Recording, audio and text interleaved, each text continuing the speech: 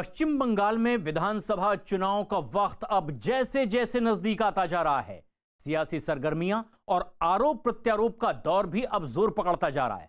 और इसी कड़ी में शनिवार का दिन बीजेपी के लिए कई मायनों में बेहद अहम रहा। राज्य के वर्धमान जिले में बीजेपी के राष्ट्रीय अध्यक्ष जेपी नड्डा के एक दिन के दौरे ने टीएमसी के खेमे में हड़कंप मचा दिया। इस दौरान जेपी नड्डा ने टीएमसी को घेरने के लिए बीजेपी के एक बेहद खास प्लान की भी शुरुआत की।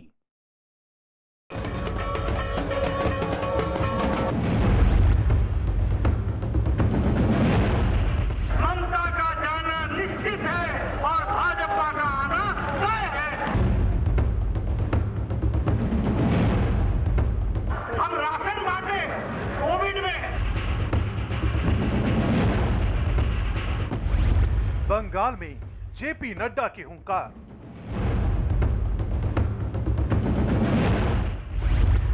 ममता सरकार पर तीखे वार। कमल खिलाने के लिए किलेबंदी।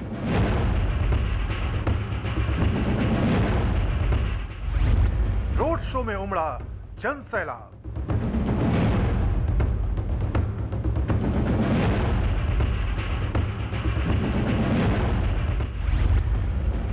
दिसंबर 2020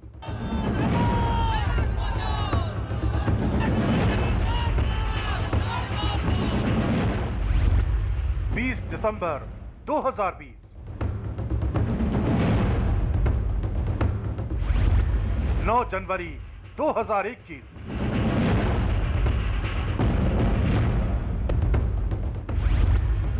9 जनवरी 2021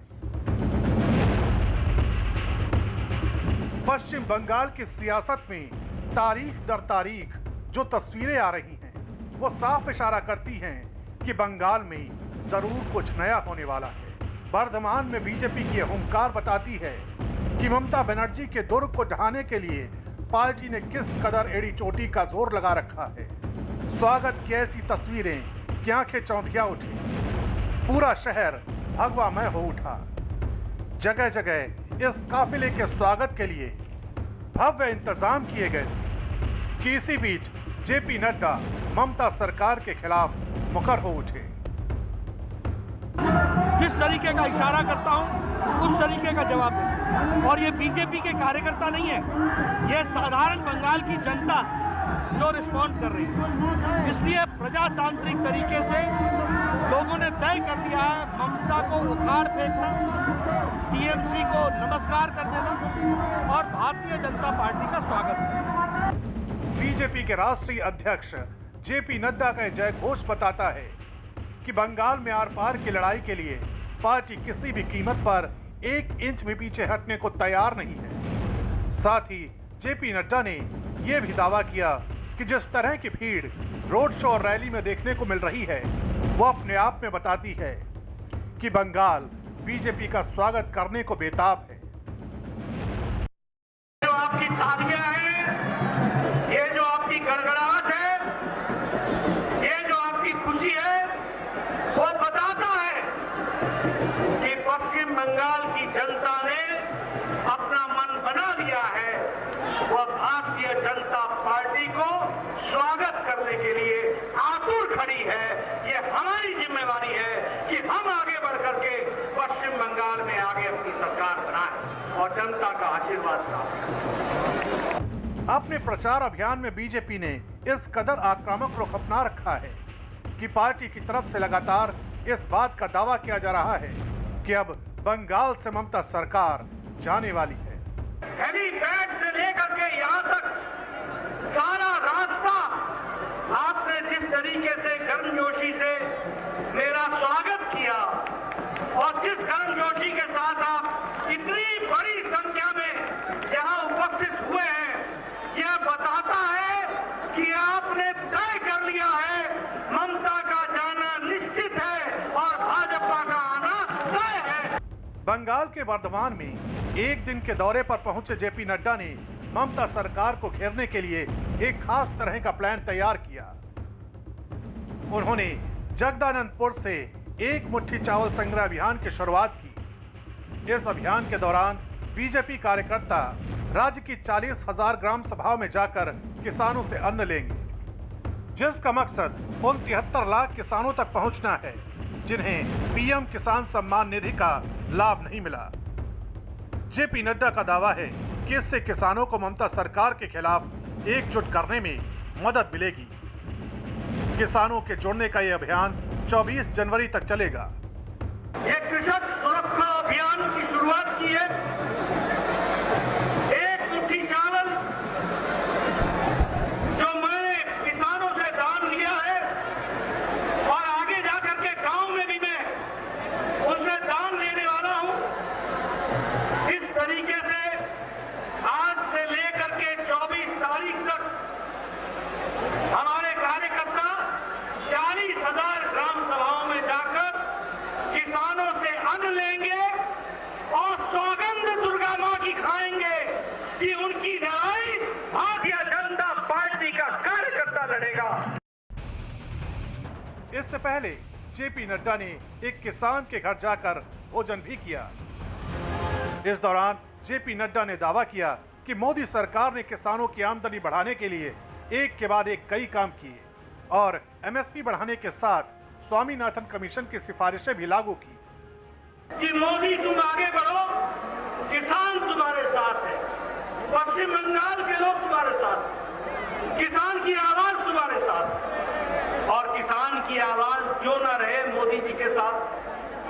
आपको जानकर के खुशी होगी कि जब से मोदी जी प्रधानमंत्री बने हैं, किसानों के लिए और कृषि के लिए केंद्र सरकार ने 6 गुना बजट बढ़ा दिया है। इतना ही नहीं, इस दौरान जेपी नड्डा ने कृषि कानूनों पर पैदा हुए भ्रम को एक बार फिर दूर करने की कोशिश की। साथ ही उन्होंने ममता सरकार पर यह कहते हुए भी हमला बोला कि टीएमसी के राज में किस तरह से राज्य का किसान निचले पायदान पर पहुंच गया। आज मुझे दुख के साथ कहना पड़ता कि 29 राज्यों में किसान को सबसे कम 24वें स्थान पर पश्चिम बंगाल का किसान है, जिसको उपज का जो पैसा मिलता है वो 24वें स्थान पर है। यानी सबसे कम 29 स्टेट्स में से 24वें स्थान पर किसान बंगाल का खड़ा है। ये ममता जी ने हाल खड़ा किया। जेपी नड्डा ने ममता सरकार पर भ्रष्टाचार को लेकर भी जोरदार वार किया। अगर हम आमफान की बात करें, यहाँ का कल्चर कटमनी कल्चर, चौल चोर, त्रिपाल चोर, सिंडिकेट, कोल का, कोयले का झमेला, कोयले का भ्रष्टाचार, बालू चोर, मतलब ये क्या सरकार बना दी।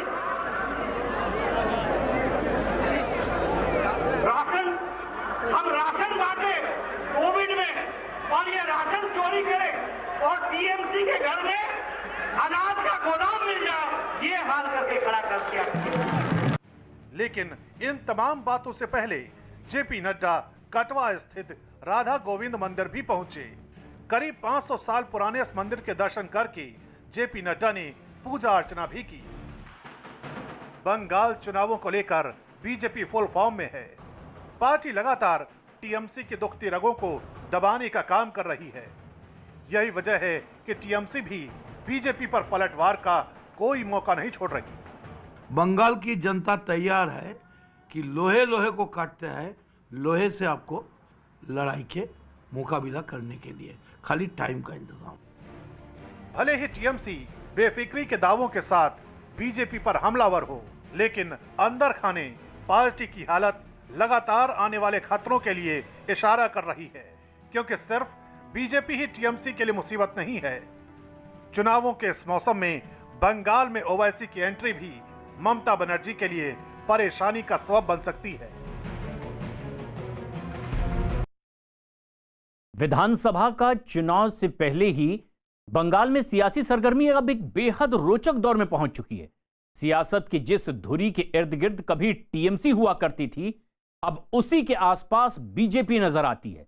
लेकिन इस बीच असदुद्दीन ओवैसी की पार्टी एमआईएम ने ममता बनर्जी के लिए बंगाल के समीकरणों को अब और ज्यादा मुश्किल कर दिया है। और यही वजह है कि बंगाल की राजनीति कई कोणों से होकर गुजर रही है और हर सियासी कोण का राजनीतिक दलों के लिए एक बेहद अहम किरदार भी है।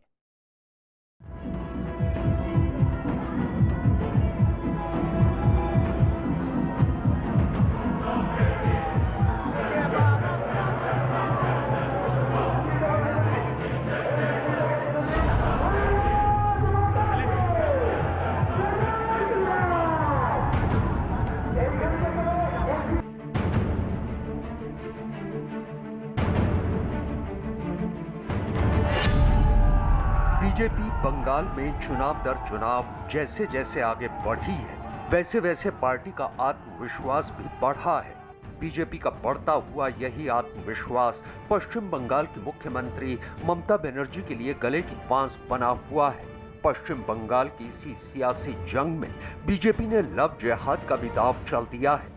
मध्य प्रदेश के गृह मंत्री और बंगाल में 48 सीटों के प्रभारी नरोत्तम मिश्र ने ऐलान कर दिया कि पश्चिम बंगाल में बीजेपी की सरकार बनने के बाद लव जिहाद के खिलाफ कानून लाएंगे। सर, अब सरकार बनाने का आप दावा कर रहे हैं।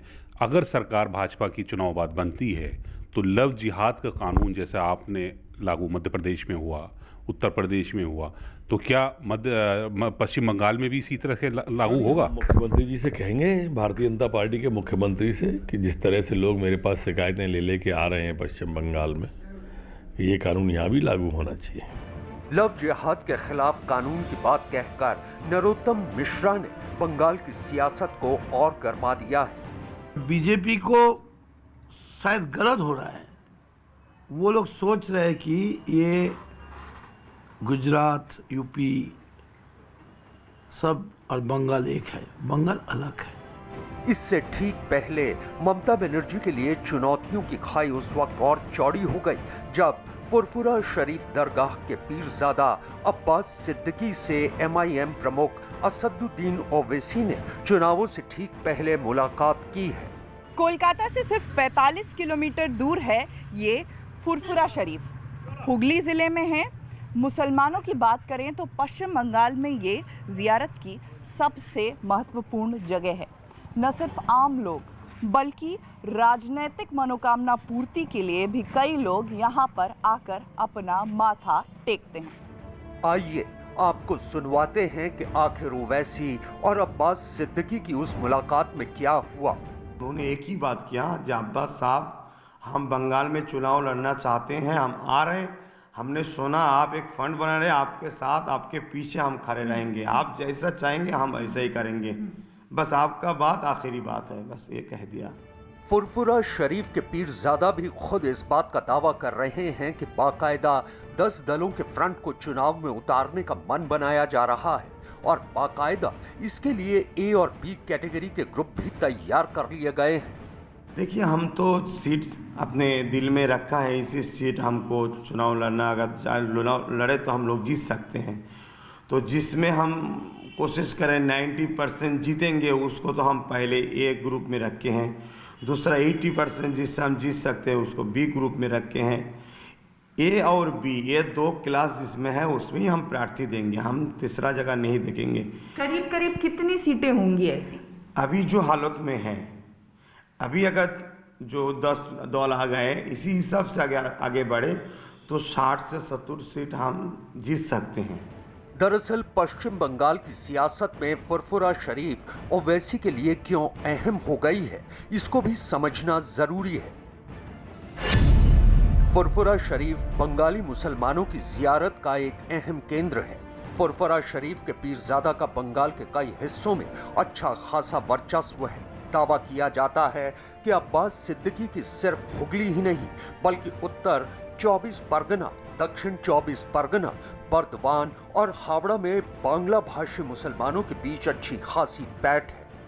लेकिन दावा किया जा रहा है कि फुरफुरा शरीफ के पीरजादा अब्बास सिद्दीकी के साथ होने से बांग्ला भाषी मुसलमान भी ओवैसी को वोट दे सकते हैं, जबकि बांग्ला भाषी मुसलमानों को ममता बनर्जी का वोट बैंक माना जाता है।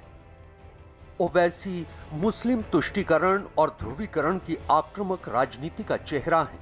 बीते कुछ साल से उन्होंने हैदराबाद से बाहर अपनी पार्टी का जनाधार भी बढ़ाया है।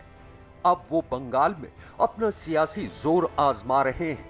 अंदाजा है कि अब्बास का साथ मिलने से बंगाल में AIMIM मजबूत हो सकती है। पश्चिम बंगाल में लगभग 30% मुसलमान हैं, जिनमें से करीब 7 से 9% उर्दू भाषी मुसलमान हैं। अभी तक उर्दू और बांग्ला भाषी दोनों ही मुसलमान ममता समर्थक माने जाते हैं, लेकिन बिहार में अच्छी खासी सीटें जीतने वाले ओवैसी के बंगाल कूच करने से उर्दू भाषी मुसलमान भी ममता से छिटक सकते हैं। वोट बंटने से ममता बनर्जी के लिए मुश्किल खड़ी हो सकती है। दरअसल पश्चिम बंगाल में 294 में से 94 सीटें ऐसी हैं जिन पर मुसलमान वोटर अपनी निर्णायक भूमिका निभाते हैं। बंगाल की सियासत में ममता बनर्जी के कोर वोटर कटने का सीधा मतलब यही है कि बीजेपी के लिए बंगाल में रास्ता आसान हो सकता है। हालांकि पार्टी लगातार इस बात का दावा कर रही है कि ओवैसी को बीजेपी की बी टीम बताने वाली टीएमसी अपने गिरते जनाधार को लगातार देख रही है और यही उसकी सबसे बड़ी समस्या है।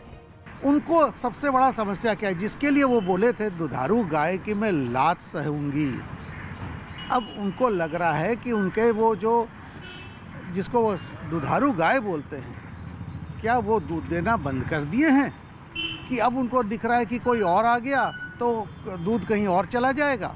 समस्या केवल हार दिख रहा है, उसी का है। फुरफुरा शरीफ में लड़ाई सिर्फ सियासी नहीं है बल्कि पारिवारिक भी है। यहाँ चाचा और भतीजा आमने सामने हैं। एक तरफ तोहा सिद्दीकी हैं जो तृणमूल को खुला समर्थन दे रहे हैं, तो दूसरी तरफ उनके भतीजे अब्बास सिद्दीकी हैं जो पिछले साल से ही राज्य सरकार के खिलाफ मोर्चा खोल चुके हैं। 2 किलोमीटर दूर दूसरी मज़ार, दूसरा परिवार और दूसरी सियासत। चाचा और भतीजा एक दूसरे के आमने सामने खड़े हैं। एक तरफ तोहा सिद्दीकी तो दूसरी तरफ अब्बास सिद्दीकी, एक तृणमूल के साथ तो दूसरे नया फ्रंट बनाने जा रहे हैं, ओवैसी का साथ देने जा रहे हैं। पश्चिम बंगाल की सियासत अब क्या करवट लेगी? अब्बास सिद्दीकी वो बच्चा आदमी है, वो राजनीति के बारे में उसका कुछ दिमाग नहीं है। वो बोलता है ये 44 सीट देंगे, ये देंगे, वो देंगे। उसको पहले बोली है फुरफुरा शरीफ की जो यहाँ से पंचायत है ना, पंचायत, उसको 1 सीट लेने के लिए बोली है। उसके बाद वो बात करेंगे।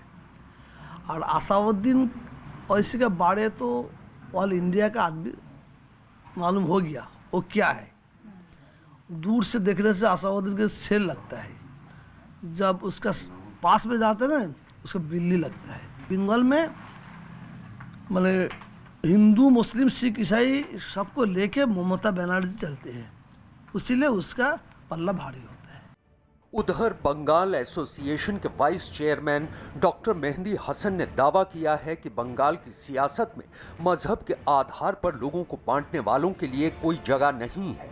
बीजेपी वाले बंगाल में आकर बंगाल के रहने वालों को ज़बान के आधार पर या मज़हब के आधार पर जो तकसीम करना चाहते हैं, उसी की एक कड़ी है।